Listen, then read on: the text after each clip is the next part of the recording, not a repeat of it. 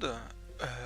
Aujourd'hui, petite vidéo pour présenter un deck que j'adore particulièrement jouer sur Malkir, c'est le Gronde Naruntal.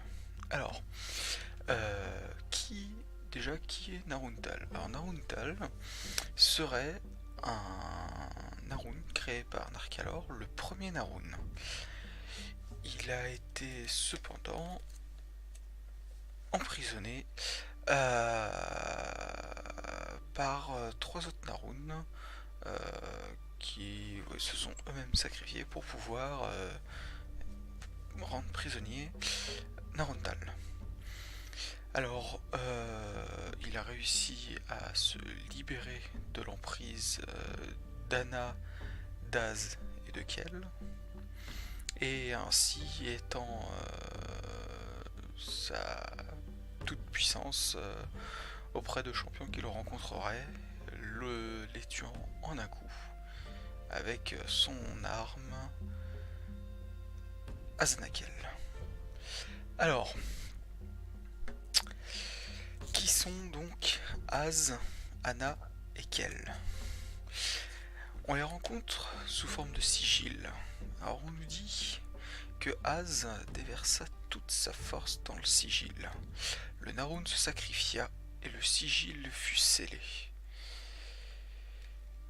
Des siècles plus tard, comme les autres sigils, il fut brisé par celui qu'il était censé emprisonner, à savoir Naruntal.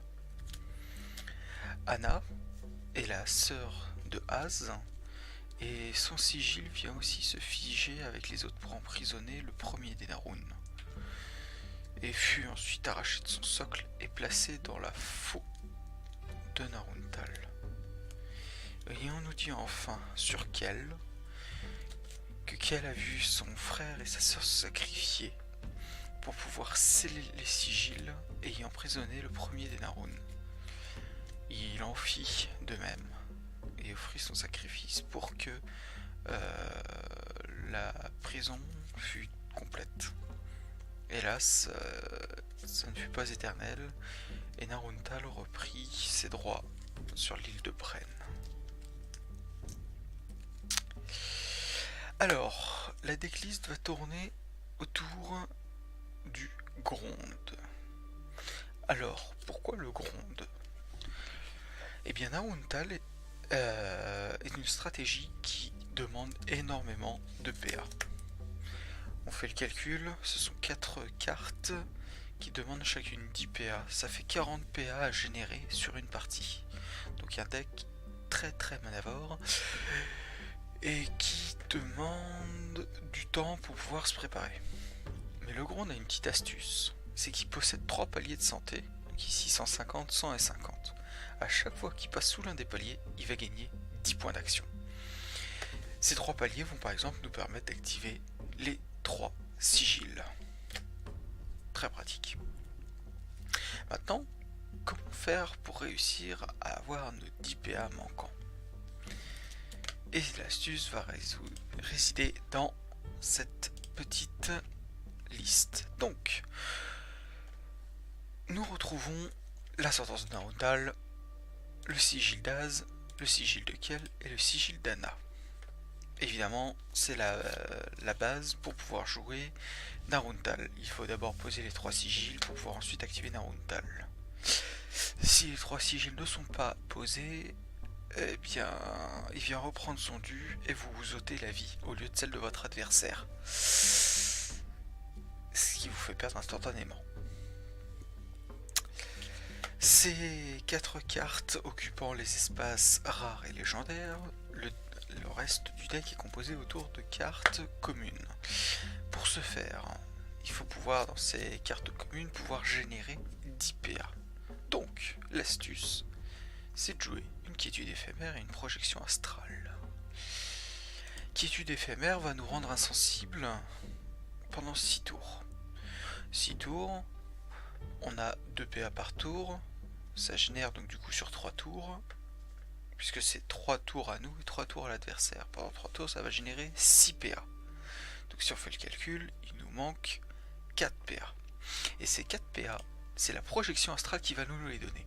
C'est-à-dire que pendant qu'on est sous la quiétude éphémère, on va pouvoir jouer projection astrale pour générer les 2 PA qui nous manquent et ainsi monter à 10 PA et pouvoir jouer la sentence de Naruntal. Une parade, puisque la parade est une protection qui ne consomme pas de PA. Ah oui, le deck étant très manavore, il faut jouer beaucoup de cartes qui ne consomment pas peu de PA. La quiétude éphémère consomme 4 PA, mais ces 4 PA là, on peut très facilement les générer en utilisant un tour où on utilise une carte à 0 PA. Par exemple, la parade qui est une protection. On évite de prendre des dégâts, on conserve nos 2 PA du tour, le tour suivant on peut lancer la quiétude éphémère. On va avoir 2 cartes attaque, donc Fléau des Impurs et Coup des Stocks, pour placer vite fait quelques petits marqueurs saignement qui vont permettre par exemple de faire proc une relique pour faire perdre de la vie, etc. Et une carte attrape pour pouvoir éventuellement jouer sur ce saignement si on a envie, ou alors récupérer éventuellement des PA en late game, vu que c'est une carte à 6 utilisations pour un PA.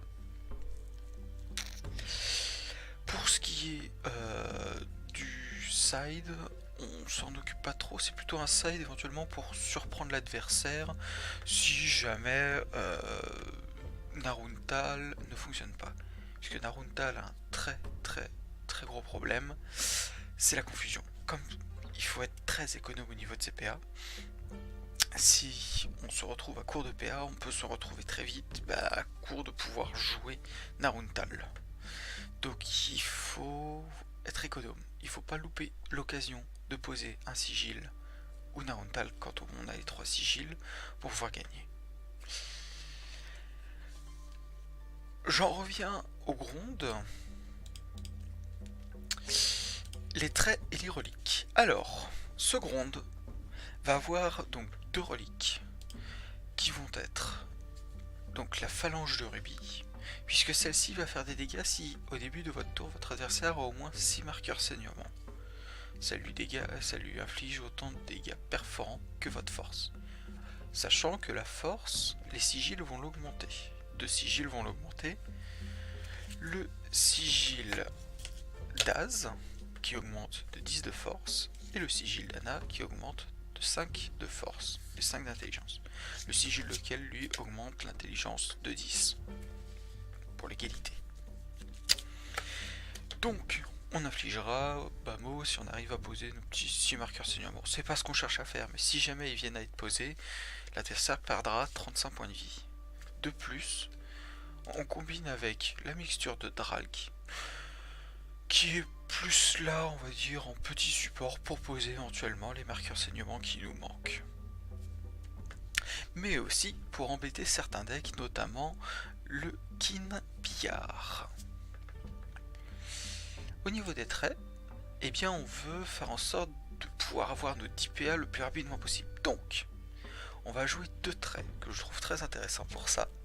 Fonceur. Fonceur va nous donner directement 4 en force tout de suite, ce qui nous fait commencer à 20 de force. Mais le contre-coup, c'est 40 de santé maximum. Le deuxième trait que j'aime bien mettre, c'est tenace. Alors tenace, c'est un trait qui peut vous sauver la vie quand vous arrivez à 10 PA mais que votre adversaire est très fort et vous pouvez tout de suite enchaîner derrière avec la sentence de Naruntal. Votre personnage va mourir une fois, mais il va revenir à la vie avec 1 de santé. Et ce 1 de santé, il vous est tellement précieux pour pouvoir jouer la sentence de Naruntal.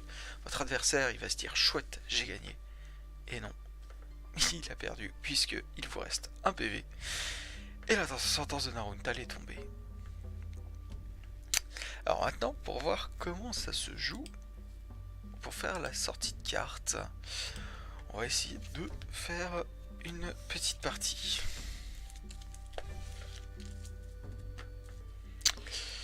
Donc je pense qu'on va tomber sur un bot, ce qui m'arrangerait fortement pour le coup pour pouvoir faire une bonne sortie.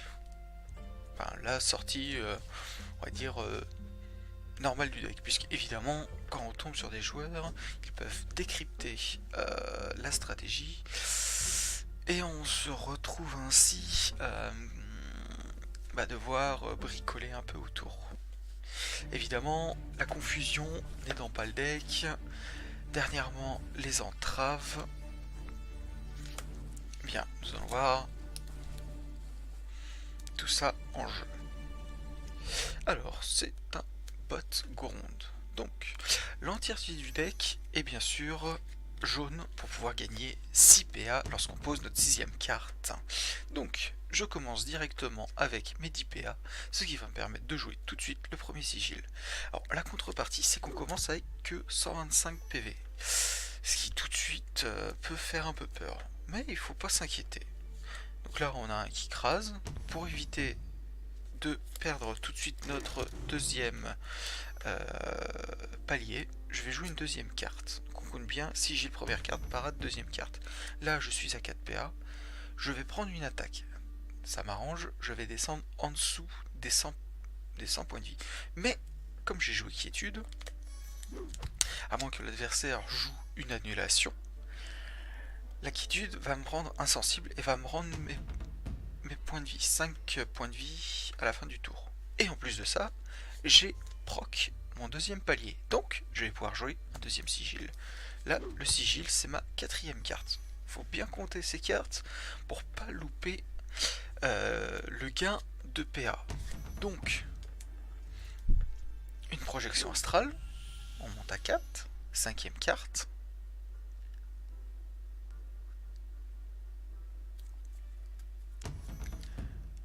On monte à 8. 6ème carte. Et là, on a eu la montée des PA. Et je vais pouvoir tout de suite jouer mon 3ème sigil. Les 3 sigils sont posés. Je vais maintenant tranquillement laisser l'adversaire me tabasser. Voilà, il me fait un petit déchirer la chair. Et bien moi, j'ai pas envie qu'il passe. Donc je vais lui faire une petite parade avec 35 de force. Je prends pas de dégâts.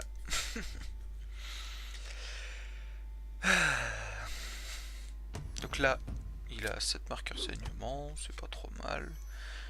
La phalange a dû proquer, donc il me fait un souffle. Eh bien écoute, fais-moi un souffle. Tu vas me faire proc tranquillement. Donc il me reste 15 PV, c'est parfait. Je devrais me prendre... Oh, que dalle. Je vais pouvoir jouer ma sentence de Naruntal. Et voilà.